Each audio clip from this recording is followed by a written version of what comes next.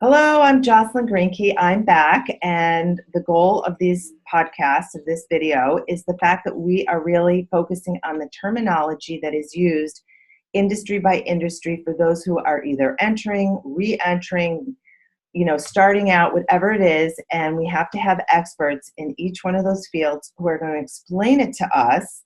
So you sound intelligent when you're either talking to somebody who you want to get into the business, or you're there and you're actually using the proper terminology to get that job or to stay in that job. I know for myself, I would have saved myself a lot of time, effort, and angst if I had known a lot of this up front. And there's really no one place other than formal business books to educate people. So I'm with Jane Hanson, who is 30 years in the TV business and spent 30 years at NBC New York and now has her own consulting firm. And she is going to give us some brief overviews of what some of these terms are. Welcome, Jane. Thank you very much. And obviously lots of people are doing video these days. So if you're in a studio or you're hiring, teams to come and help you, even if you're doing it on your own, you may want to be familiar with some of these terms. Exactly. So I really wanted to focus on this segment on the people behind the scene, if you will. So, and I even see some of these terms on movies. So that's why some of the terms are used both in television and then in film. So what is, for example, dolly? What is that? It's a camera move, and we will say dolly left, dolly right. It really literally means that the camera's going to move one way or the other. I don't know where the dolly came from, except I think maybe originally might have been on something that they call the dolly. Right. Don't movers use dollies? Yeah. So do they? Is that a term in dance? I don't know. Okay.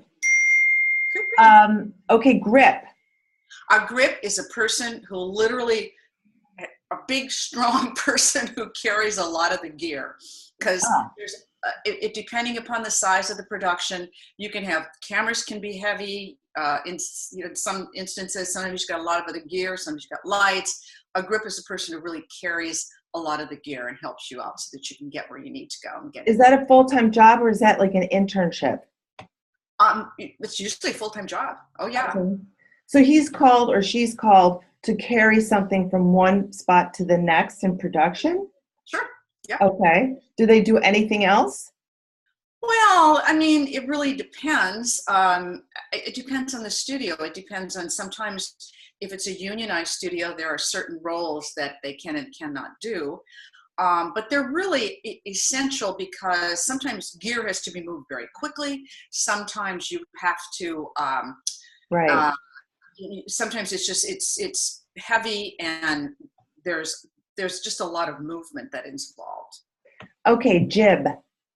A jib it's a camera movement. Again, usually, I'm using my hand here, usually a camera that's way up high and it's moved by people.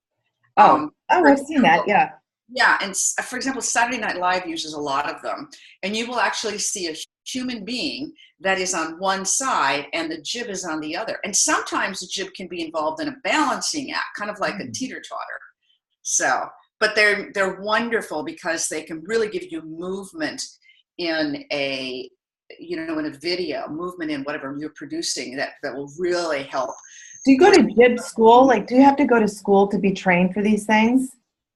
Well, I think if you're a good videographer, you will learn how to do them, and it's all kind of trial and error. I believe at photography and videography schools, yes, you can indeed learn how to use them. Okay. They're highly specialized. Right, I'm sure. And what about a boom? A boom is a boom mic. And they use these a lot in the movies because you don't really usually see people that have a microphone attached to them in some way like you do in a news organization. Mm-hmm. So a boom mic it's literally a long mic that's usually way over the top of your heads, and it moves around and gets the action, and they are extremely sensitive and they pick up sound really well. Okay. So you really have to, when you're on camera, I know that you're not supposed to wear any kind of bracelets.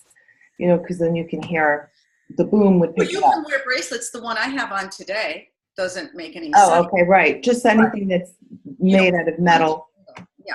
And I'm telling you, these sound guys, they don't care if you've got your grandmother's most favorite pair of earrings on. If they're jingling, they're going to say, you got to take those things off. Right. So. Understood. All right, well, thank you. And all of this is like a great information. And I know it's really relevant today because everyone's trying to get either in front of the camera or producing stuff behind, and is then, delivered on so many different platforms that it's really important to know most of these things. Yeah, it's lots of fun. Anyway. All right, we'll be back. Thank right. you. Bye. Bye.